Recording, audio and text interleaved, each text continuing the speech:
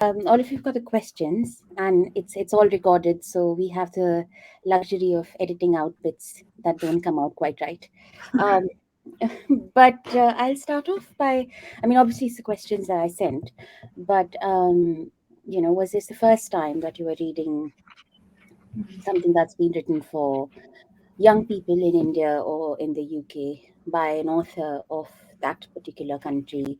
I think I'll start with Pooja. Pooja, was it the first time that you were reading something that was written by a children's author from the UK writing for young people? Not really, I think I'd say. So my studies have largely focused on children's literature, and a lot of my work interests also have to do with looking into children's literature because I work in children's publishing. So it's not really the first time I've come across a children's book written by an author from the UK either. And honestly, I could name more contemporary authors, but I think my first point of reference, especially because I'm freshly jumping off of my thesis, is just a lot of folklore and a lot of fairy tales. And more than a lot of fairy tales, really, the traditions of rewriting fairy tales, especially coming from someone like Angela Carter for me, it's also really interesting to look at why we sort of keep going back to narratives, popular narratives that we hear, that we listen to growing up as children, and why it's so important for us to sort of go back to these narratives and pick apart elements and see where running with each element can sort of lead us to then in that very story. So I guess Angela Carter, The Hungry Caterpillar is also popular, Where the Wild Things Are, of course. So these are, but I think this book sort of, it stands apart to me, I think, in the manner that it places itself in a more of a contemporary context. And when I say that, I think it's a more refreshing perspective on the take of how pessimistic the conversations around climate change and climate prevention can get, especially when you're trying to introduce them to children. I think it's a refreshing take coming from the point of view of a little child who lives in an environment that comes naturally to him, and where his points of reference for even milestones in life or the quotidian sort of becomes these activities that are more natural in nature. So yeah, Like, but I'll reserve my comments for a little later. But then that's yeah, sort of no, something. I was going to say that, yeah, I was going to actually, yeah. I mean, of course, this book that you read was by Emma Ria, but apart from Emma Ria, you're saying you're familiar with the works of, um, I mean, Maurice Sendak, obviously, but uh, um, I mean, I know a lot of people have named like Enid Blyton and Roald Dahl. So it is, I mean, a lot of children's literature from the West does travel to India, but it's not quite the same the other way around. So I'm going to come to probably Rupert actually. Uh, Rupert, have you read other sort of children's literature by Indian authors in the past? I Any of think it? probably, I think probably only one, which was called A Cloud Called Bura by Bijal Actually, Bachcharajani. Yeah, which I thought was Right. brilliant, actually. I thought it's a fantastic book. But I think that's the only book by an Indian author for children that I've read. that's wonderful. I'm actually intrigued. How did you get your hands upon that book?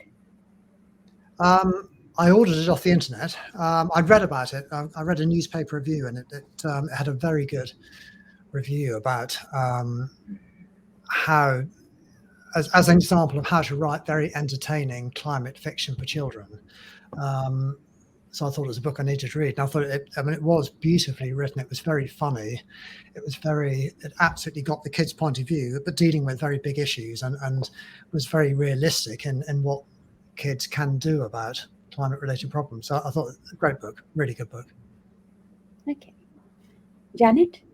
It was the first book that I've knowingly read by an Indian author for an Indian audience. Yes. Okay. So, well, that was short and sweet. And Yes, I don't know what else to say about that. no, I mean, I think the whole idea was just to get a sense of how literature travels. And one does understand, that there are limitations in terms of how it does travel east to west and west to east. But I mean, just coming to both of these books, they both sort of narratives on human relations with the land. And I was wondering whether they made you sort of ponder on ways in which people connect to the land in other parts of the world, and sort of compare that to your own, sort of experience of landscape where you are placed. I don't know who wants to go first. I feel really. Shall I, seeing as I didn't say much last time round? Yes, maybe Janet. I think yes. I mean, I sort of think that in Britain, people are very much losing that connection to land, because I think in Britain, the connection to land tends to be more ancestral, if your family have lived in a place for a long time. But I think people are moving around so much now. I don't think there even is that connection for a lot of people now. I wouldn't say that I feel that I belong anywhere, or that I have a particular place that I'm connected to. And I think what struck me so much about the Year of the Weeds is that it wasn't just the kind of cultural, it was a sacred connection to the land as well. And I think that's something that we don't have so much here. It just tends to be that my family have lived here for a long time. So I found that quite interesting. That's interesting, yes. Rupert, would you want to jump in on that? Yeah, I'd agree with what Jeanette said exactly. I think we don't have the same level of spiritual connection with the land that we read about in this book. And I mean, in my job, one of the things I try to do is to help people form more of a connection with the natural world. That's what we make our wildlife programs for. But it's a very different thing having that on TV to actually feeling something emotional towards the landscape and the biodiversity that lives in it. So I think I found this fascinating because it's not a mindset and a connection that we really have to deal with here. And it's something I think much deeper than the vast majority of people in this country would feel for the land. Well, that's interesting. I mean, I have classmates, interestingly, on my course who are farmers, actually, 2 of them. And that's very interesting because, my own conception of farmers has been completely sort of changed forever in my interactions with people who work the land. And that's been interesting. But Pooja, what about you? I mean, when you read My Name is River. Yeah.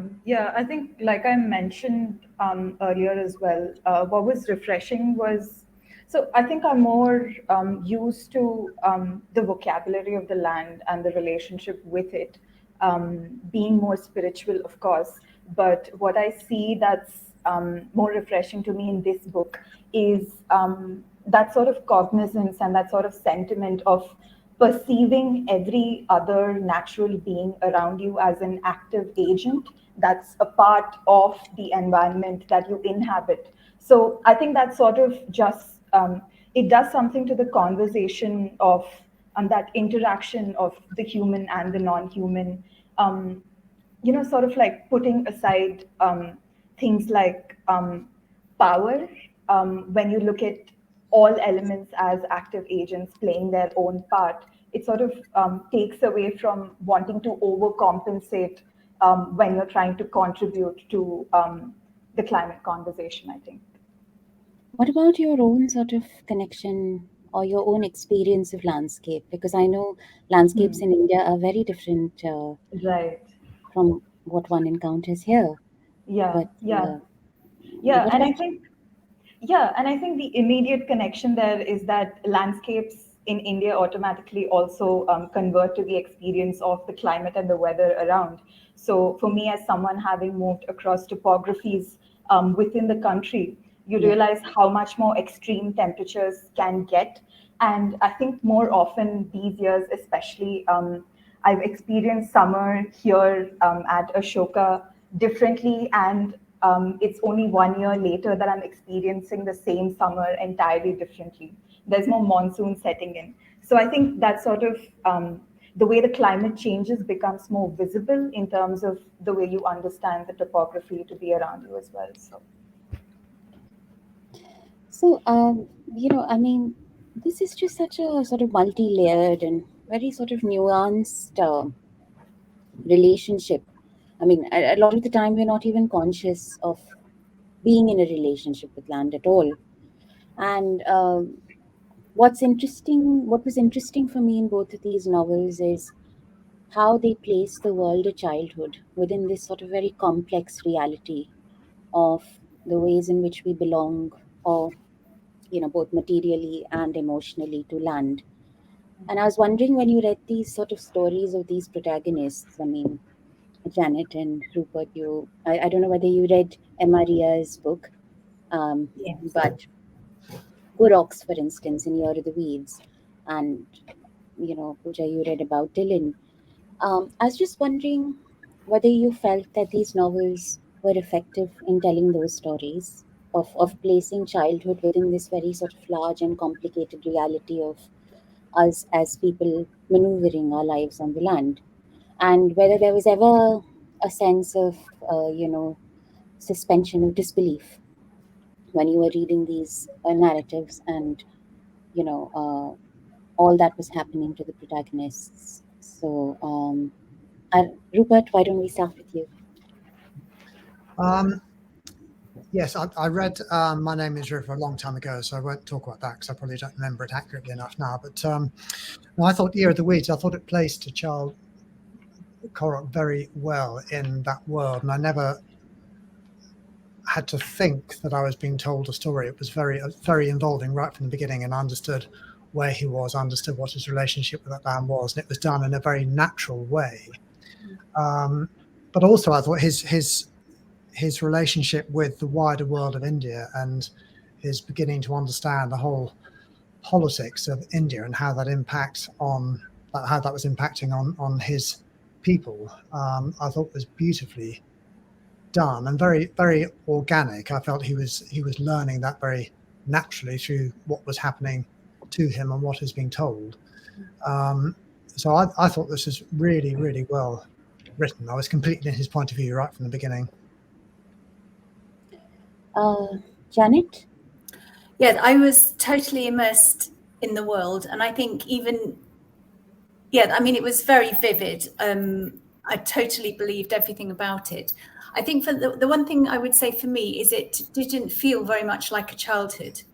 And I think if I had no concept of how old Korok was, I wouldn't have been able to. He didn't feel like a young person to me in a lot of ways. I don't know if that makes sense, because he was so independent. And I think he's so very different from from the sort of life that a British teenager would live. It made his interests very different to a British teenager. So I thought that was quite interesting. I mean, for example, a teenager here, everything is so much about social media. And it's a very technological life. So the simplicity of his life, I think, made him feel very, very different to me, which I found refreshing.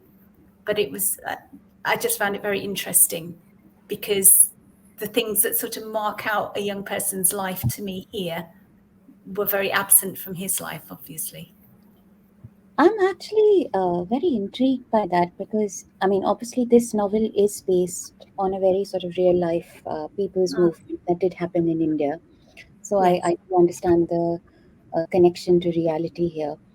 But I think, I mean, I'm just very interested because obviously Korok, so I spoke to the author, and this is a young adult novel. It's not Yeah. even, so it's meant for older teenagers, 16 plus. But I'm just wondering, because obviously Korok comes from, in many ways you can say that his childhood has been stolen from him because of the very repressive social reality in which he finds himself. And I'm just wondering whether there's also, I mean, I know it wasn't part of my questions, but how privilege plays into shaping the childhoods and our ideas of childhood. Because, I mean, this I used to think that teenage was about, social media and all of the fun things that one thinks of.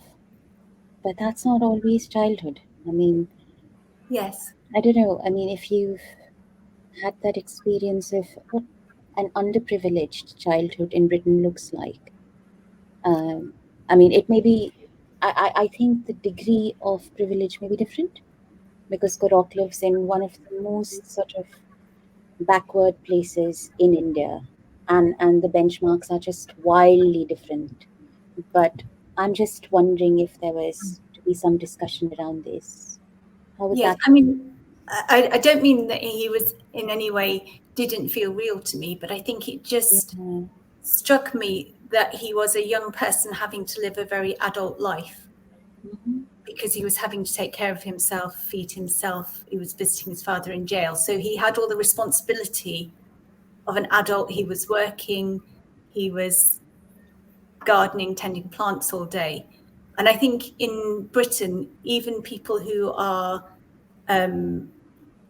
comparatively poor and underprivileged here would have access to technology, even if it was only in the school context.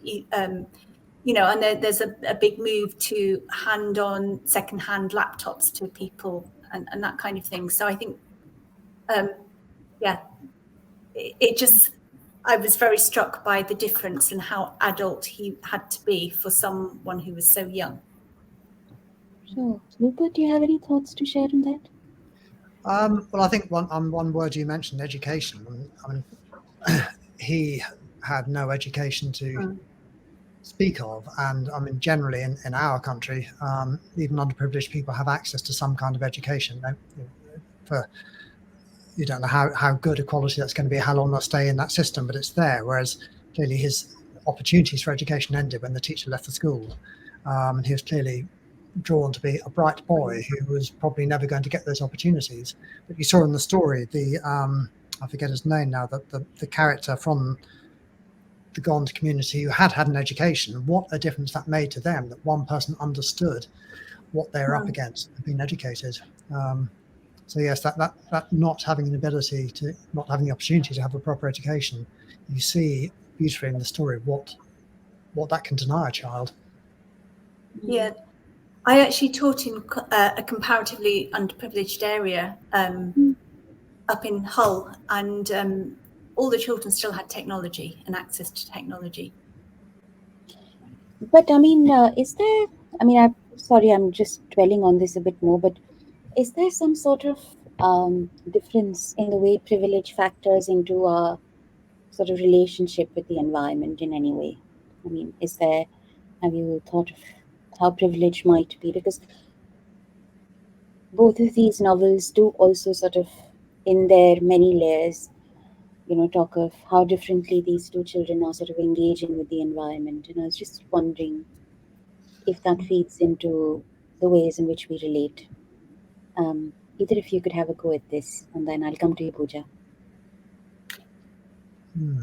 I think one thing that sort of struck me in My Name is River, so to Dylan initially, at least, the farm, it's about where he's always lived and his family have always lived and what he perceives as his future. But for the now, it's about fun. It's his tree house, it's the log where he sits. It's a place to play, whereas to Korok, it's a place of work and it's a place of sacred. It's not got the same sense of fun about it. Does that make sense? Yes, it does. And that's, yeah. Rupert, do you have anything to say before I move? I've been thinking about that. I mean, Jeanette, tell me if you think I'm right or wrong about this. I'm not sure that privilege necessarily has an impact on your relationship with the natural world. Where you live does. If you live in a city and don't have opportunities very often to get out to the countryside, that undoubtedly will. But you can be underprivileged and live in the countryside. You can be wealthy and live in the city. I'm not sure there's a strong connection there. I think, as we said at the beginning, I think our culture, probably across all levels of privilege, is just a dislocation from the natural world not necessarily even physically. For the people who live in the countryside, I think there's a dislocation in terms of just an interest and awareness of what is around you. And I think it's a very broad cultural thing that cuts across all levels of privilege. That's interesting. Yeah, I think some of that may be around the availability of technology, because if children didn't have that technology, they would entertain themselves outside. Yeah, may well be true. Yeah. Yeah, that's a whole different discussion, but it's an interesting point. Pooja, I'll come to you and pose the same question to you about, was there at any moment when you felt that the story was, how effectively did you think the story was placing Dylan's world into this larger sort of narrative of our relationship with land? And do you think that sense of adventure in the novel was a bit, did you ever find it exaggerated at any point? So I think this sort of sense of Dylan's childhood that the book portrays, it does so with, the question of the plot sort of becomes not a loss of childhood, but rather a certain loss of an adulthood and a certain loss of a certain future that Dylan imagines, right? And it's also the environmentally conscious bit about this book that it's able to put out a character like Dylan, who says, I'd like to grow up and be a farmer and tend to the land around me and, grow old on this very farm. And there's always going to be a sheep that I'll have to rescue, and it'll be too bad if I don't get to do that. So I think the way it sort of incorporates it, there's so much abundance, I think, and the writing sort of reflects that. I think Emma Rea has this brilliant quality of just being able to suspend each and every frame. I mean, the environment is something that can be so wild, but the way that Rea captures it is that she picks out each and every frame of the way that things around in Dylan's environment move, and that sort of shows you how in tune and attuned he is to the place that he's grown up in, and he'd like to grow up with rather than grow up in more, sort of. So I think this book does that brilliantly as well. And I think when it comes to wondering, suspension of disbelief, I'm not really sure. There was something that you said, Janet, that sort of caught my ear as well about the protagonist in Globetrotters not seeming as if a child or an adult simultaneously, right? It's a young person who seems much older beyond their age, but at the same time, you have these realizations that this is a child at the end of the day.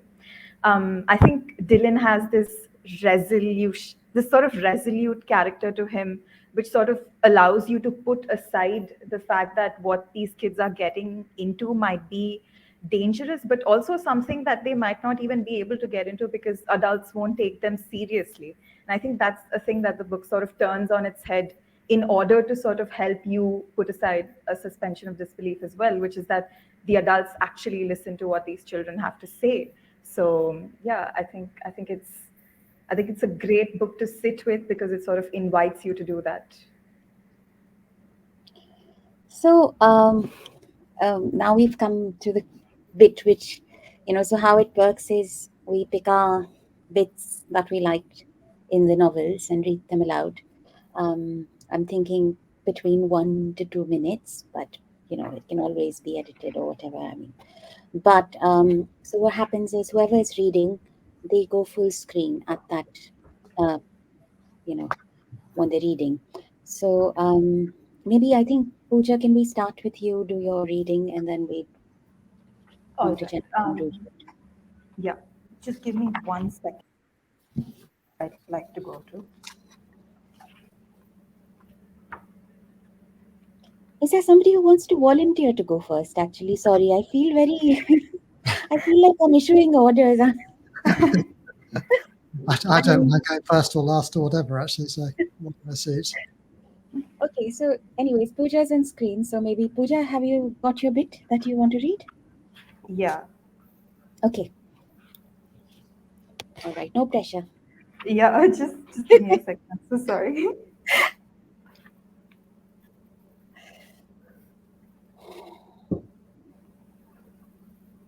Okay, I'll go with 1. Yeah. So I'll just read out the piece first. Yes, read out the piece and then probably just speak briefly about why this particular piece of writing. Yeah. Yeah. All right. Mum, for instance, had pure strawberry juice running in her veins. Everyone should be able to see that. That's why she was so round and huggable and quite red in the face. Dad usually had exactly the right amount of engine oil running through him. He must have absorbed it through his fingers. That's why he was so good at fixing things. Matt had Marmite, sensible everyday Marmite, in his veins, which made sense because he was great if he liked you, awful if he didn't. The twins had grown so tall, so fast, that it was hard to be sure. Something like the spangly, soapy water for blowing bubbles in Rob, and something denser, almost like floppy spaghetti, in Alid. And Tomo. Tomo was a jelly bean. Everybody liked him, and old ladies always said he was sweet. Um, yeah. So this is a part that sort of features right at the beginning when we're just getting to know Dylan. And I think this excerpt caught my eye precisely because of the fact that Dylan's also sort of endowed with this sort of a superpower where he can ascertain what runs through people's veins. And in a way, you could sort of translate that to perceiving it as something like intuition. But what caught my eye here is just the confusing mix of elements that can run through a person's veins, I think. Another thing with Emma Ria's writing is that she's so very creative when it has to come to it, that she's able to come up with these sorts of things that can run through people's veins and the kinds of characteristics that they can imbue people with. And maybe just to sort of add to exactly that, if I could read another short excerpt, would that be all right? Yeah.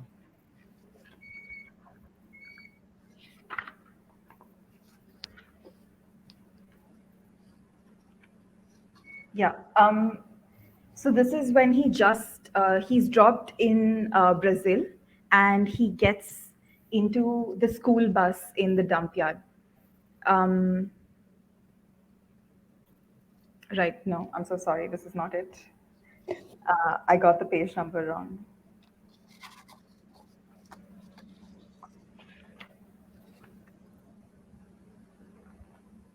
Okay, I'm really sorry. I can't find it.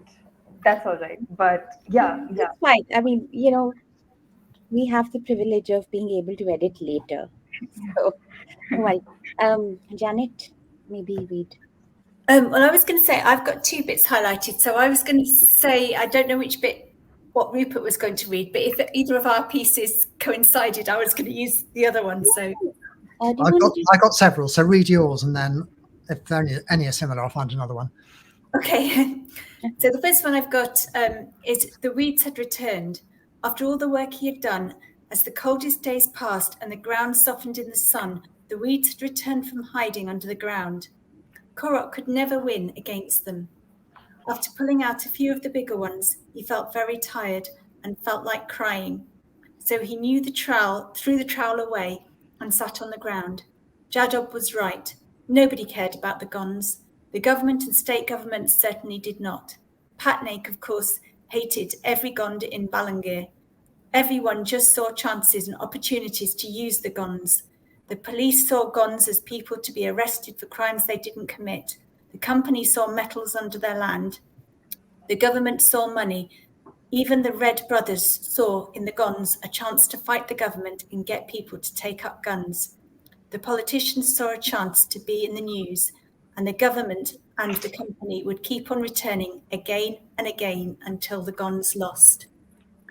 And I just really liked the way that the weeds were used to kind of link the land and the weeds growing up in the land with these people who were just getting, infecting the land that he was in and wanting to take it. And I just thought it was beautiful. Sorry, I don't know. I know it. Yeah. That was, I think, one of my favorite parts. Yes. In fact, that's one of my favorite bits as well in the book. Just always leaves me with a slight lump in the throat But yeah, Rupert, maybe we could have you have a go. I've got a couple of bits. One's very, very short, and these take a slightly different element from the book. So I'll read the first one, then I go on to the second one. Sight. That was the word everyone was using about Durgan and its neighbouring villages, so Patnick thought it was the word to use.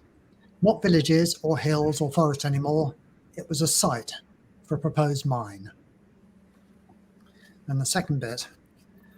But Gosh was not an average man, and his specialness came from something he had lived with all his life.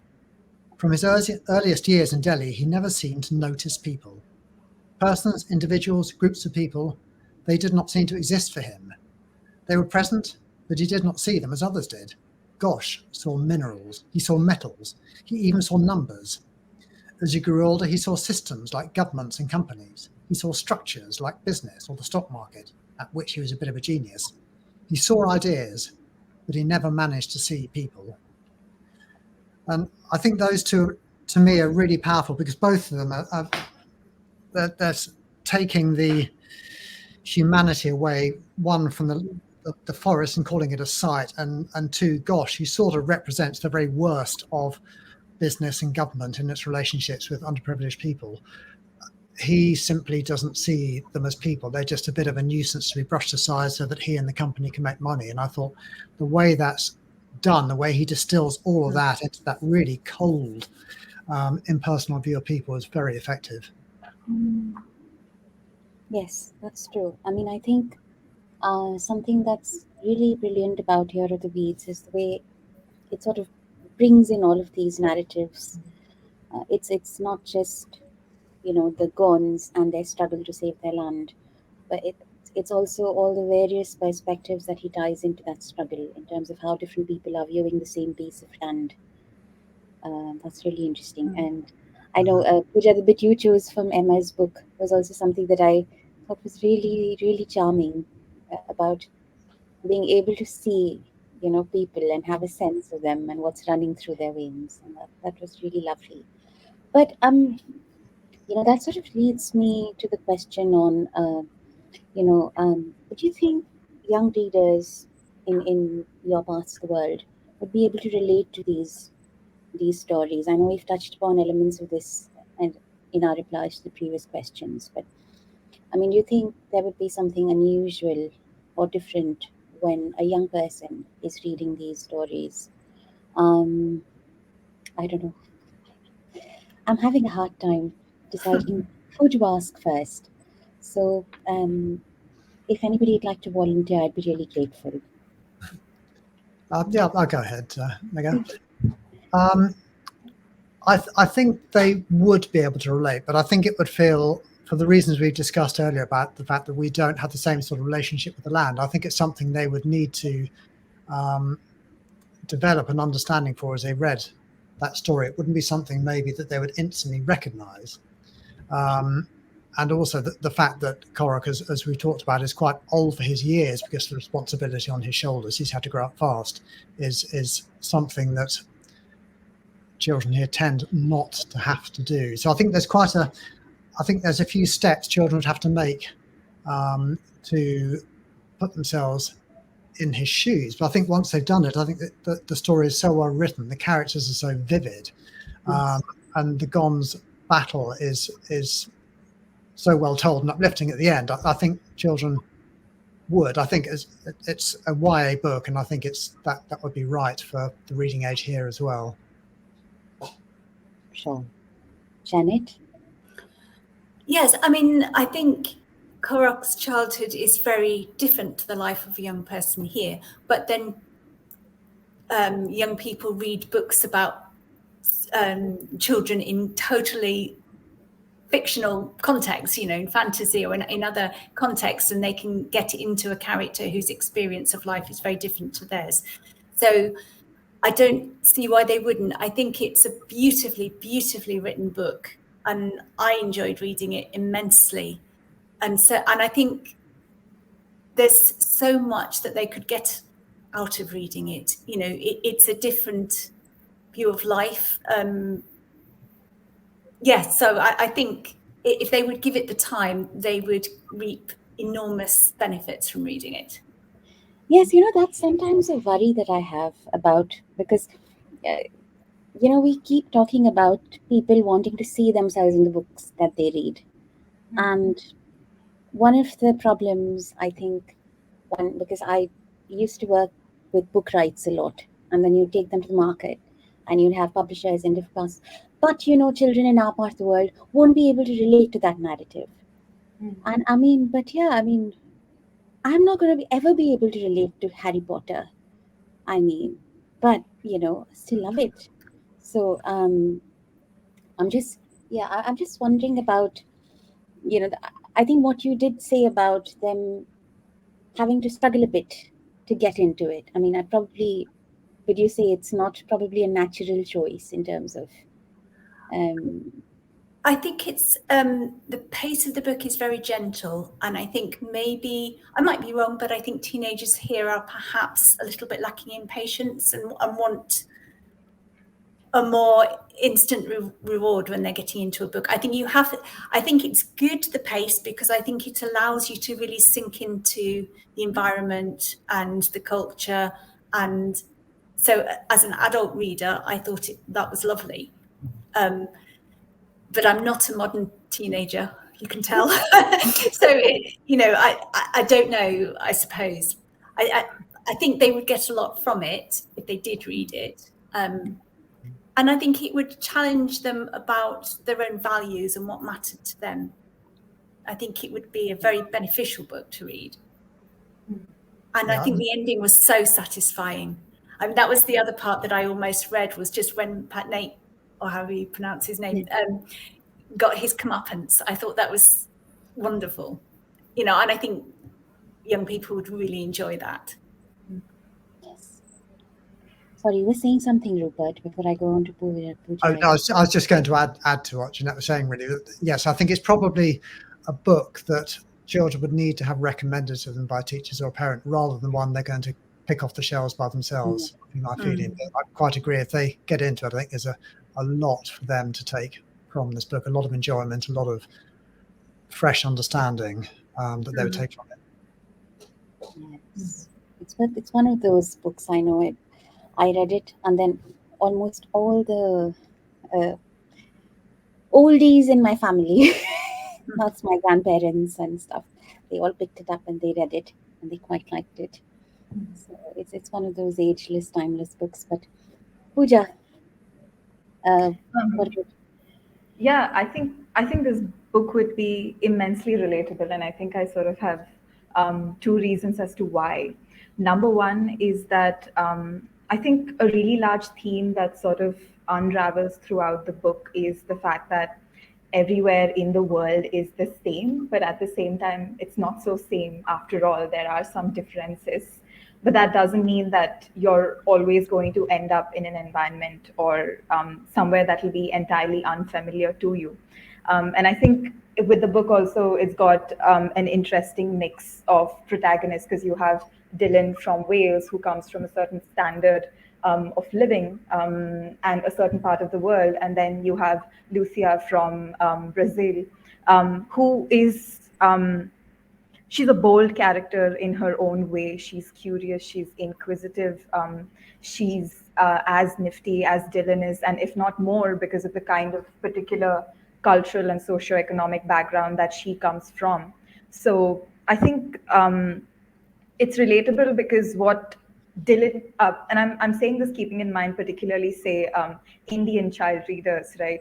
I think both Dylan and Lucia provide different models of relatability, because with Dylan, you have a sense of, you strengthen a sense of your own self as you see him do the same, because he's the kind of child that can understand that plans always change and that's all right. And you just have to navigate what's in front of you at the moment.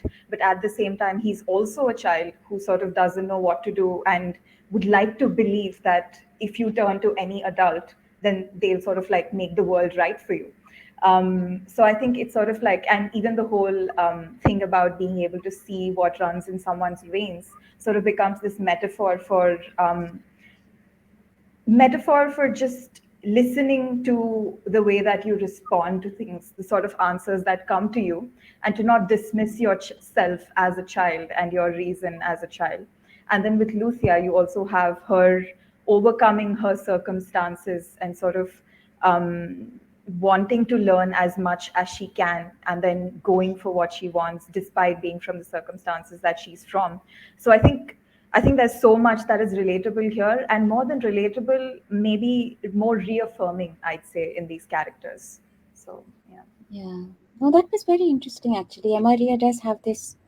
She says, I think what she says is that everywhere in the world might be different, but people everywhere are the same. I mean, sometimes, you know, and that's something I've pretty much felt all through my life, because my dad had a transferable job. So I lived in Asia and I've lived in Australia and other parts, and it's very different. The environment is wildly different, but I think somewhere down, people's motivations are pretty similar in different parts of the world. I mean, you know, that was something which was really nice, and also what you said about, you know, the two children in My Name is River, very different, but Lucia's character is somewhere it comes close to, you know, Korok's, the idea of childhoods being stolen away because of poverty and because of lack of anyone giving them any sense of love and warmth and family.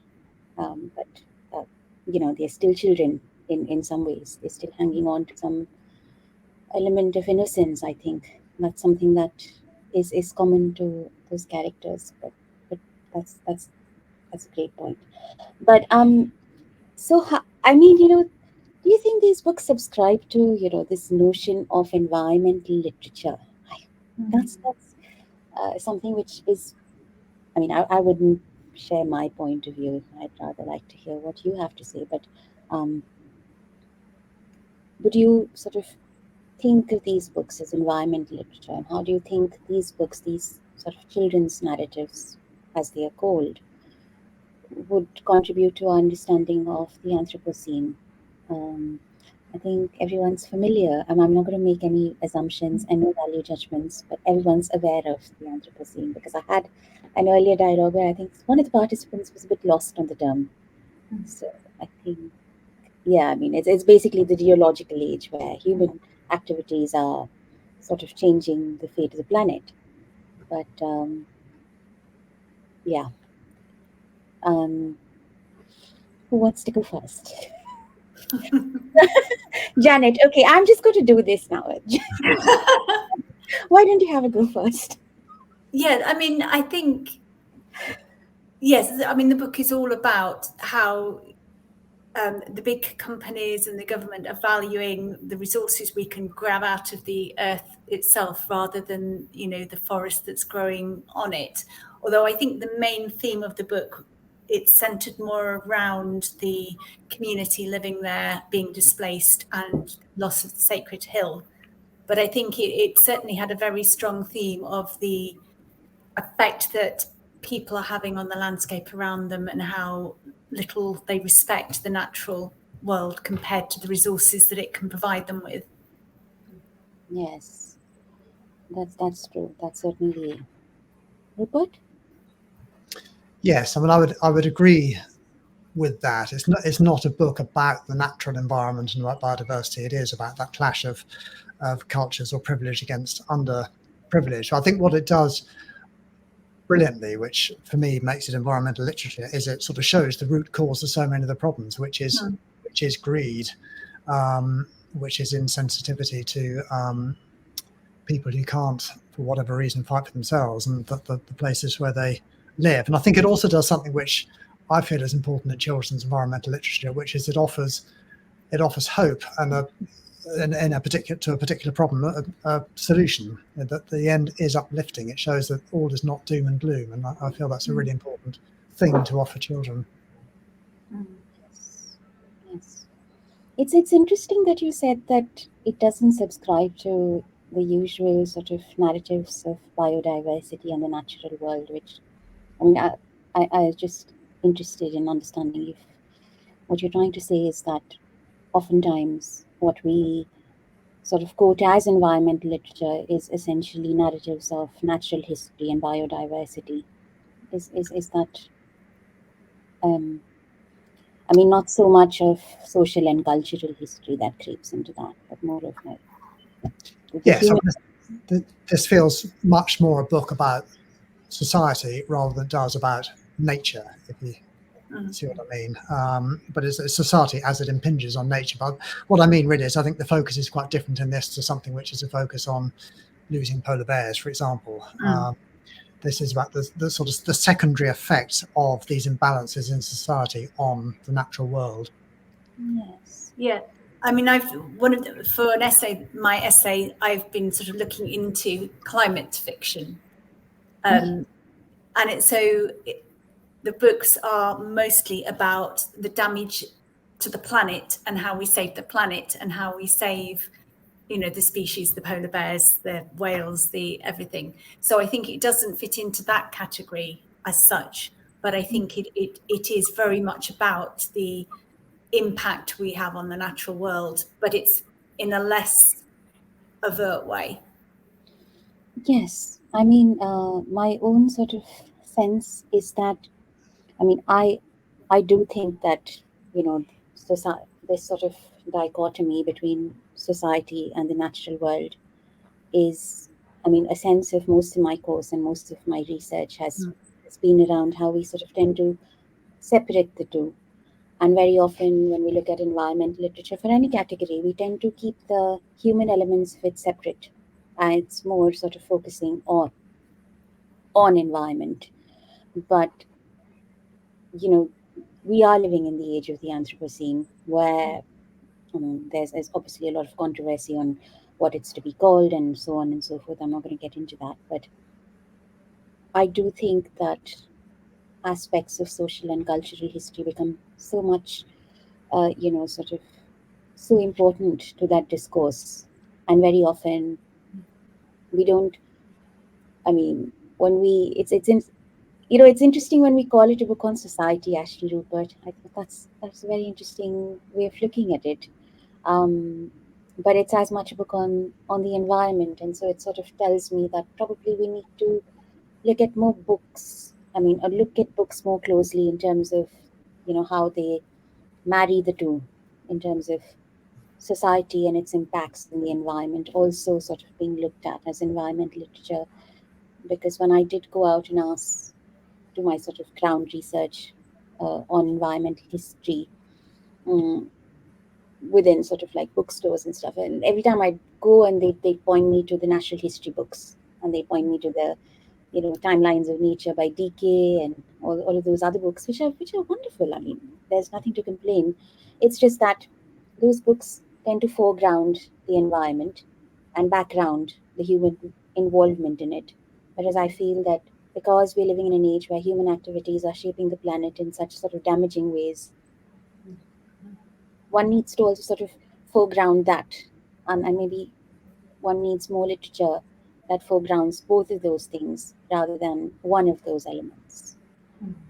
I don't know whether it's a correct assumption, but at least that's the sense I got of what is usually slotted in as environmental books, particularly in the UK, when it comes to environmental literature. So since you did your research on climate change books for children, Janet, would you sort of agree to that reading? Well, I mean, I didn't. I looked more at sort of motivation and the benefits of it. What I was really looking at was the benefits of using fiction as opposed to non-fiction to educate children about climate change. Okay. And the impacts that we're having on the environment. Yeah. Sorry, I just assumed. If Rupert, you will have anything to say before I move on to Pooja. I know I sort of picked on your point about it being a book on society, but yeah.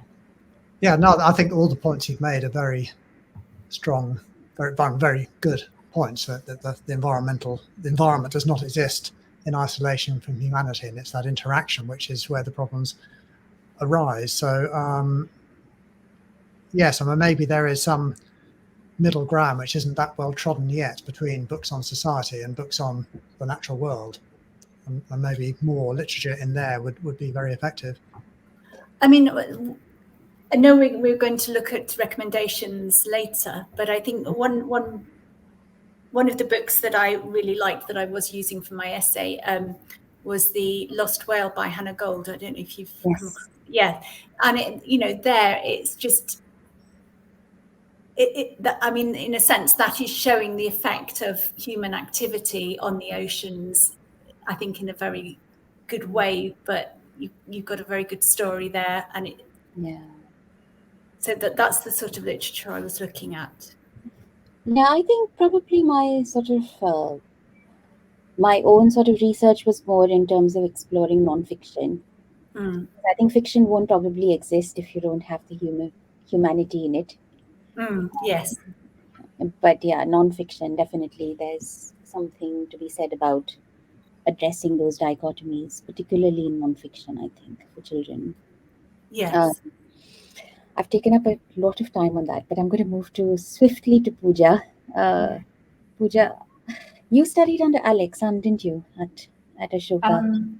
I did, but I've never taken a course with Professor, so that wouldn't be too much of a use, I think. I know, because so Alex is Alexia's counterpart at Ashoka University. Oh God, lots of Alex happening there.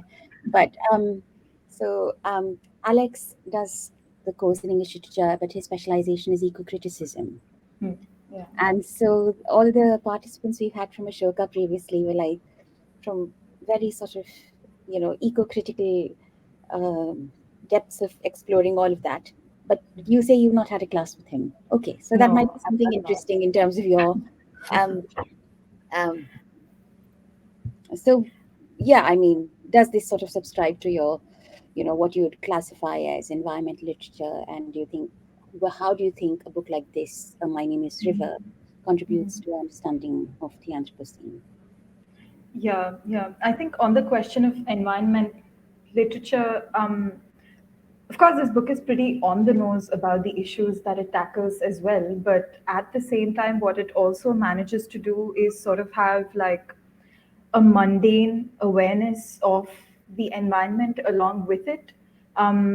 Because an interesting thing that sort of takes place in the writing is that because we're reading Dylan's point of view, we understand the sort of associations that he makes. And most often, if not throughout the book, you realize that the kinds of metaphors that he uses all have to do with the natural world that he's seen growing up around him. And just the activities that he's engaged in that have to do with that sort of an idyllic agricultural life become the frameworks, those sort of framing points of reference and metaphors for things like time. He's talking about, say, different people taking up the different task of packing in cotton wool, and he views himself growing up as occupying each of these roles as he grows older. Just to be so familiar with your environment has him, so to say, knowing every blade of grass that sort of takes up space around him at home. And even when he's landing at Brazil, there's this interesting succession of writing that sort of describes the scenery outside the airplane as they land in Brazil. And Dylan is sort of just encountering the fact that he's done this, he's managed to get himself all the way across the world, and he has to take on this big task. And as he watches the plane land, it's down to the very last blade of grass. And once he sees the blade of grass at the end of sort of like landing from the sky to the land, that's when he feels grounded. So I think this sort of a metaphorical framework that's so natural and comes so easily to Dylan and sort of becomes like an automatic consciousness in the way that he perceives his story and his daily life. I think that adds to what can be considered environment literature. And I think adding to that, I also have to circle back to your point, Megha, about there being this synthesis between what we say are stories of the natural environment and what we say are stories of human environment that don't have to include nature. Because what this book also shows is that sometimes stories of the environment are stories of poverty. They are stories of capitalism. And in India, they are stories of caste. So these are different ways, in the ways that human beings relate and sort of engage with each other, that they also engage in their impact upon the environment. So yeah. No, I mean it's really interesting when he's on the flight in the book at one point, and he says, "Land is what you see when you look. It's what lies Yeah. beneath your feet." And so he Yeah. feels very uncomfortable when he's on that plane, Yeah. even though Yeah. there's sort of grounding, but it's not land. So Yeah. that was very Yeah. And I interesting. think, yeah, and alongside that anxiety and that fear, there's also this very sweet realization that plays out, that he's actually flying over the sea. And it's a new environment and a new ecosystem of animals that he's flying over. And that fluid element also sort of becomes a grounding element just for a little while. So I think that difference in topography also sort of helps you understand the way that Dylan perceives this natural environment around him. Yes, no, that was really nice. So we're now down to the last question. Exactly, I think we should be done in an hour. So, um, 5. I've kept it at 5. It could be less than that, but um, just books on the environment that you might want to recommend for readers around the world. Um, it needn't all be children's books. It could be general fiction, non-fiction. Rupert, why don't you have to go first? Well, I got 2 actually, not 5, and they're Okay. children's books. Perfect. One of them is called Where the World Turns Wild by Nicola Penfold. Yes. And I thought that book is brilliant because it's written with such a respect for nature as something which isn't just something to be used, but something which has a value in its own right, and it's rich, and it's potentially dangerous, and it contains everything that humanity needs physically and mentally to live a good life. So I thought the way she got at those ideas through her story was brilliantly done. The other books, it's not particularly an environmental book, but I think it's one of the best love letters to the environment I've read, which is Journey to the River Sea by Eva Ibbotson. Sorry, could you sort of name that book again? Journey to the River Sea. Oh, Journey to the River Sea. All right. By Eva Ibbotson, yeah. And I think that's, in a similar way, but very different. I think it's a beautiful exploration of what nature in all its diversity does to some people, at least, people who are receptive to their connection with the world. I think I think the way she takes her character into the Amazon, the way her character falls in love with everything about the Amazon, the climate, the plants, and the animals, I think is a wonderful, as I say, a love letter to nature. I think it's brilliant. Yeah. Janet? Yeah, I'm going to go with 2, and you'll notice a slight theme here. So I'm going to recommend The Lost Whale by Hannah Gold, not to be confused with The Last Whale by Chris Vick. Yes. So I think just both. Well, Chris Vick's one, I like how he really leans into the importance of the whale in the ecosystem and the I mean, in his words, he said, save the whales, save the planet. Just the amount of carbon that whales are able to absorb, and therefore the effect they have on our ecosystems, that came across really well. And I thought it was a very interesting take on that. And Hannah Gold's The Lost Whale, I just absolutely love that book. One part in particular where the protagonist falls in the ocean and he comes face to face with the whale and it nudges him back to the boat. And I think Hannah just gets such an understanding in that moment of how intelligent and magnificent these creatures are. And then later we see the same whale caught in plastic and everything. And that just brings such an emotional connection to the damage that's been done, I think. So yes, sorry, I've probably given too many spoilers there. I think that's fine. It's interesting that both your books are whale books. Because I think most of us will spend all our lives never having seen a whale. Yes. That's just how it is. And so probably fiction is the only gateway to really understand that life. So yeah, interesting recommendations. Pooja? Yeah, I also have two actually, and both of them happen to be from the same author and artist. So this is a Nepali author called Ubahang Nembang, who has earlier authored a book called The Journey. And The Journey tells the story of a water buffalo that's sort of making its way back to the village where it's fed salt by a boy sitting under the tree. And there's reflections on abandonment, precisely because it becomes a metaphor for the sort of things that. So it's based around the forest area of the Panchashi village in Nepal. And the story sort of becomes like a metaphorical look into everything that the Panchashi forest region has sort of lost around it. And it's also an ode to the sort of reducing buffalo herding tradition that is more native to the area.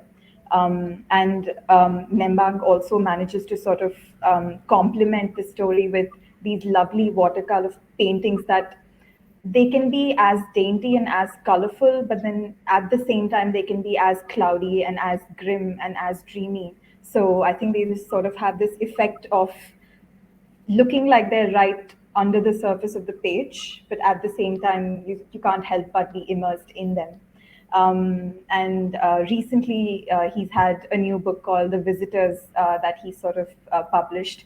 And The Visitors is a more interesting take because this sort of like mixes myth and reality. It brings an element of magic because there are these visitors from the forest that visit the city and take up space in an abandoned house. And these visitors are animals from the jungle, of course. And their presence in the city sort of turns the cityscape into a wild space where the forest and the city meet, and the urban landscapes and the rural sort of like mix together. And yeah, I think it's a great look into what we deem to be ideas of coexistence and how we seem to find our worlds irreconcilable with the natural. So yeah, this it's a lovely author to look into, really. Yeah. Can I sort of appear a bit biased very overtly and ask you for any recommendations of authors from India? Right, right. Of course, of course. So there's Tiger on a Tree by Anushka Ravi Shankar. While that's an obvious pick, I think it's also worth looking into precisely because it's limited in terms of words and it plays a lot with images. But then there's also this other book called The Honey Hunter by Kartika Nair.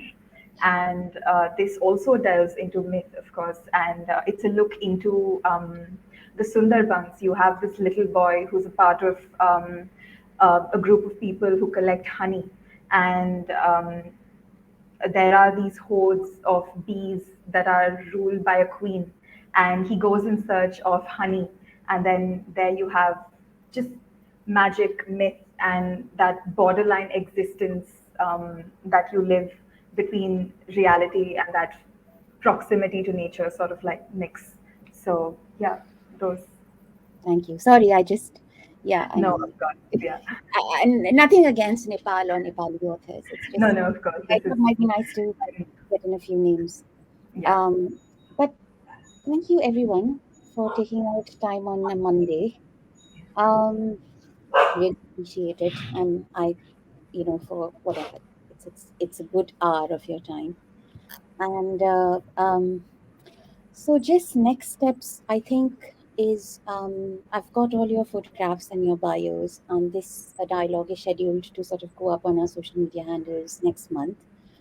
This month, what I'm going to be doing is I'm going to transcribe this interview, and I'm going to send you the sort of transcribed interview with a couple of edits and stuff for a sort of okay on your end. And at that point, if you do think that you want to maybe make some edits in your responses, feel free to do so. Uh, but yeah, that's one thing. The other thing is, I think if all of you could sort of send in very brief trailers or something, like Yeah. just a recording of the books that you read for this dialogue. Just Yeah. I could send you a sample of what I know. God, my memory is just Rebecca and Charlie did for the first dialogue, which was really, really very well done. So I could send that to you. I don't know how you're placed. I think semester is officially ended, isn't it? So neither of you are getting into Kosham anymore. Are you? So yeah, I think that was, of course, when semester was very much going on. So I think the two of them met up at Kosham and did it together. Mm. But no pressure. You could just really brief anything. Just be off your hand phone or something. And yeah, I think that's pretty much it. Also, I think Pooja, you inquired about the author session. Yeah. So the thing is, I had a word with Alexia. It seems we won't be having a session with Emma, Okay. but Okay. we do have I am lining up sessions for late June and July with the author books on the dialogue. Janet and Rupert, how are you placed towards the end of July? Are either of you planning to go off on leaves or something? I probably will in the last week of July, I think. Yeah. Sure. So yeah, sorry, Janet. Yeah, I'm not away, and I'm away the first week of July, and then I'm not away again until the 5th of August. So I'm around at the end of July. Okay, so maybe then middle of July might be more suitable. But essentially, I thought of I'd be having a dialogue with the authors of the Indian books on this exchange. So I have two at the end of June, and two of them, that's Nilanjana Roy and Siddharth Sharma. I'm just going to see how their sort of schedules are placed. But yeah, I mean, it'd be nice to have you on that dialogue and just to sort of have you, if there's any questions or anything that you want to ask them directly, that'd be nice. So it's good to get a sense of how your schedules are placed, because I think those might be open to public, but I am prioritizing the students who read those books and your schedules, so that I have it at a time when you're available. So does middle of July seem all right by the two of you? I think so. Yeah. I think so. Sure. Well, actually in July, on the 13th and the 14th, there's a 2-day conference at Corsham. Yes, which I know. I will probably be seeing you there on 13th and 14th. But I was thinking more. I think in the week, probably starting between 15th and 20th. I think is when I was hoping to have the session in July. So Yes. you should be able to. It won't be really long. I think it'll just be an hour or something. So yeah, that's helpful. So thank you so much. It was really nice having this chat and discussing these books. And I'm glad that you enjoyed the book. I'm really sorry, Rupert and Janet, that I wasn't able to get a hard copy of the book, because what happened was that the book that I was supposed to get, there was some sort of damage in the book, and I couldn't sort of bring it with me when I came to the UK, and I sort of discovered it very last minute into my packing. So it was just a complete nightmare. I don't know why I land up in such situations, but well, you still managed to read the book, and I'm so glad that you liked it. And I'll ensure that there's a hard copy of it in the Bath Spa library before I leave in September. But thank you so much. It was really a pleasure having this conversation, and I look forward to seeing the two of you in July. I think we have these little certificates now we're working on for all participants. I mean, I know it sounds a bit childish, because almost everyone at Bath Spa has been, older students. I think in India we have a very different idea of the typical postgraduate. I mean, most people get into postgrad in their mid-20s. Pooja, is that right? Yeah, early to mid-20s. Yeah. I think that's probably true in Britain as well, in other areas. Okay. So I think, when I started on this course, I thought I was going to be the granny of the group, and was quite surprised not to be. So I think, yeah, I mean, we do have some younger students on it as well, but I think it is usual for people to do a first degree and go straight on to doing postgraduate qualifications. That's interesting. Yeah, because that's what Lexi told me when I was talking about students, and said, "Oh, Megha, I think most of our students are going to be older than that." Like, I mean, I think we were looking at mid-20s, and I was like, "Oh, da, da, da, da." And then Lexi goes like, "Well, I think a lot of our students are going to be older than that." So I was like, "That's a good thing." Yes, I mean, my daughter finished her master's before I did. So, Yeah. so that she was more typical, I think. Yeah, I came to do my master's pretty late as well. So I'm in 30s now. So it's been interesting being. I'm literally a black sheep in my family. Everyone else has finished their education by their late 20s, and the ones who stretch up to the mid 20s are like late 20s are all the ones who've gone into medicine. So that's whatever. But thank you. I'm not going to hold you up anymore. And have a lovely whatever is left of your Monday.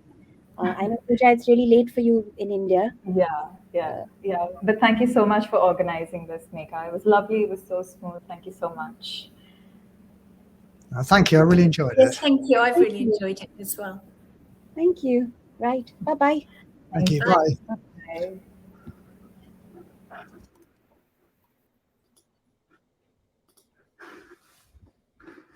Are you